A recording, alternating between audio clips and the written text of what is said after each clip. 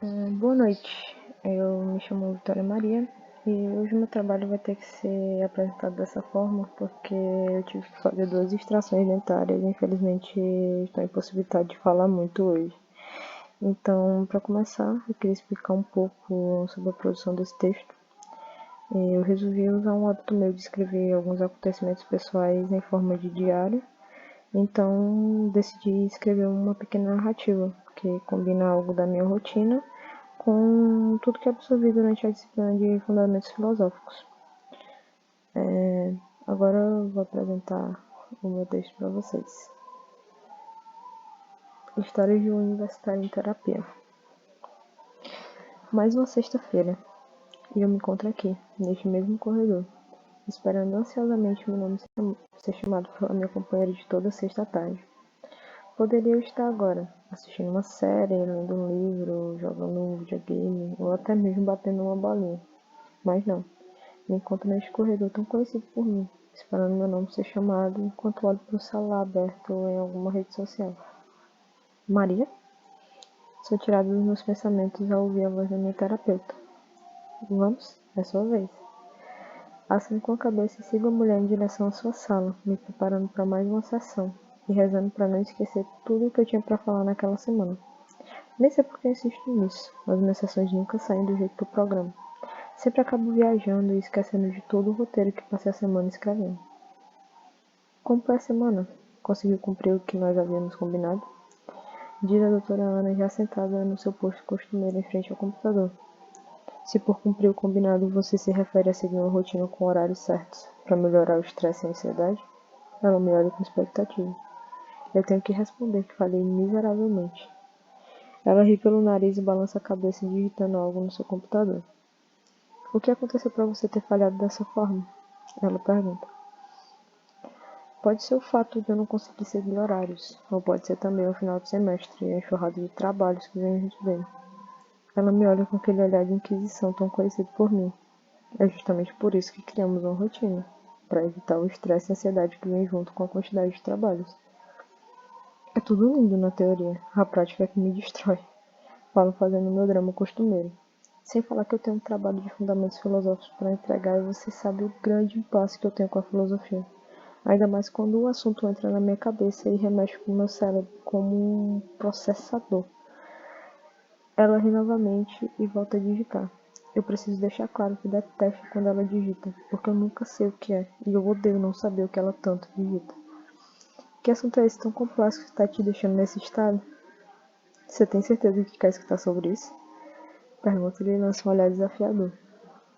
É para isso que estamos aqui, não é? Ela me devolve o mesmo olhar. Tudo bem, então. Ela arruma o cabelo e espera que eu comece o meu relato. Para você entender o meu caso, eu teria que voltar lá no começo da disciplina e trazer à tona a pergunta que foi feita pela minha professora sobre o que é corpo.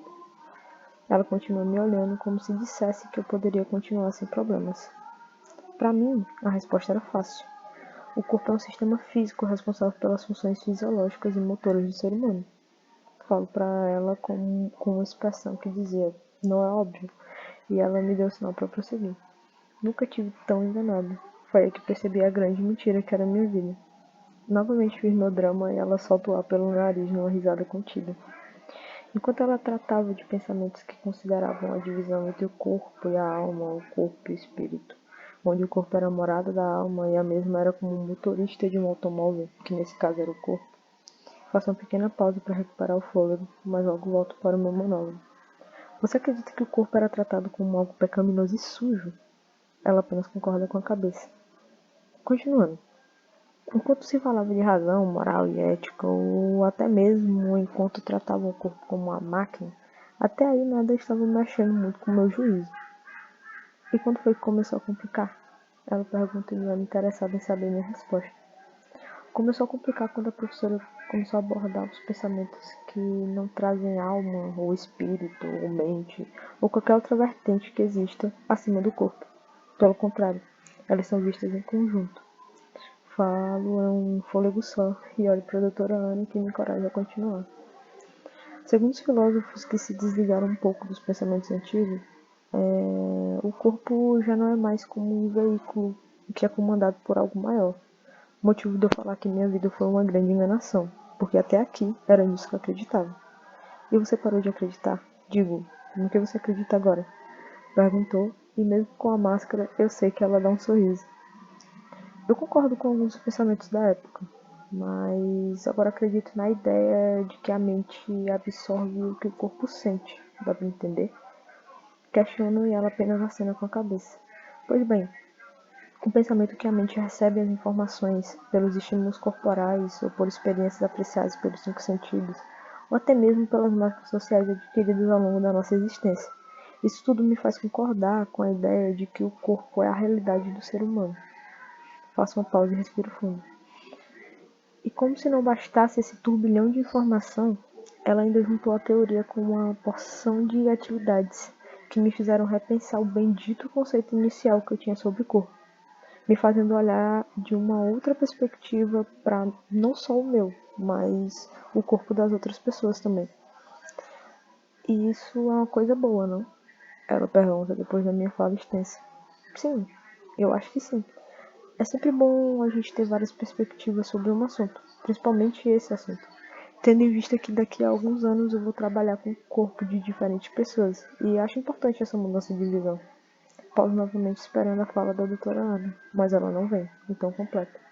E mesmo com todas as dúvidas e inquietações, é bom pensar algo sobre outro viés, tentar entender que não existe uma verdade absoluta, e ver que eu tenho que abrir a mente para outros caminhos. Falo revirando os olhos, pois sei que isso dá abertura para um assunto já debatido em outras sessões. Fico maravilhada em escutar isso vindo de você. Ela solta de forma divertida. Ok, o assunto não é esse. Ela dá outra risadinha.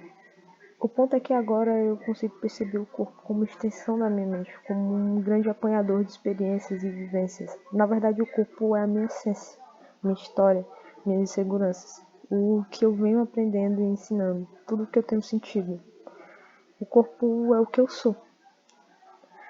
Dou um longo suspiro antes de continuar. E tudo isso só ficou mais evidente depois de estudar o último filósofo e depois da última atividade proposta. Que atividade foi essa? Quer compartilhar? Ah, foi um percurso de atividade sentida. Ela me olha duvidosa. Foi como desafios. A cada dia uma nova tarefa.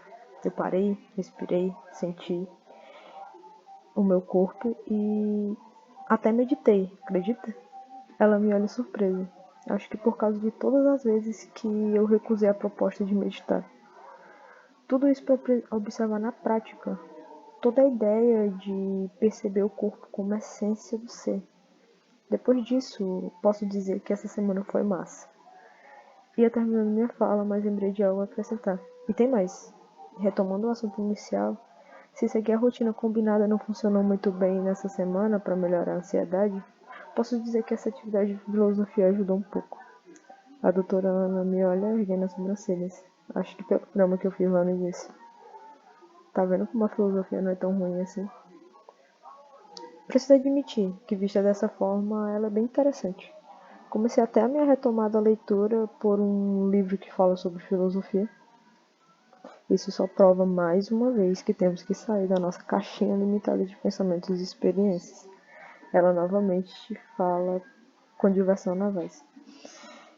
Eu tenho isso em mente, só é difícil executar. Falo de forma cansada. Esse é um dos muitos assuntos recorrentes nas nossas sessões.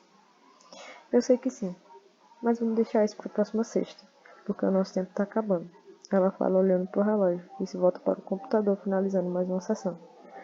Hoje foi muito produtivo. É bom ver você tão falante. E sobre o percurso, vamos tentar torná-lo contínuo. Se te ajudar, é claro. É uma boa opção. Ok, doutora Ana. Obrigado por mais uma sessão. Até a próxima sexta. Falo já me levantando e me dirigindo à saída. Até a próxima. Tenha uma boa semana. Ela me sauda e acena com a cabeça. Tenha uma boa semana também. Completo já saindo da sala. Depois que fecho a porta, constato novamente que não abordei nenhum dos temas que estavam nas minhas notas, me lembrando o quão desnecessário é insistir nessa ideia tosca. Bom, o que me resta agora é encarar os 2 ônibus para chegar em casa e, se der certo, essas várias questões que tumultuam meu bloco de notas fica para a próxima sessão. Bom, esse foi o meu trabalho. Eu agradeço